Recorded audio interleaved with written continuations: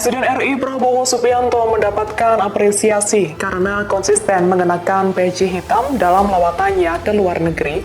Diplomasi peci hitam ala Bung Karno itu dinilai sangat menghormati budaya Indonesia dan Presiden Soekarno sebagai pendiri bangsa. Hal itu disampaikan oleh pengamat komunikasi politik Emru Sihombing pada Senin 18 November 2024. Seperti diketahui, Prabowo selalu mengenakan peci hitam saat berjumpa para pemimpin dunia dalam kunjungan kerja perdananya ke luar negeri sebagai Presiden RI sejak 8 November lalu, seperti saat bertemu dengan Presiden Tiongkok Xi Jinping hingga Presiden AS Joe Biden. Download Tribun X sekarang, menghadirkan lokal menjadi Indonesia.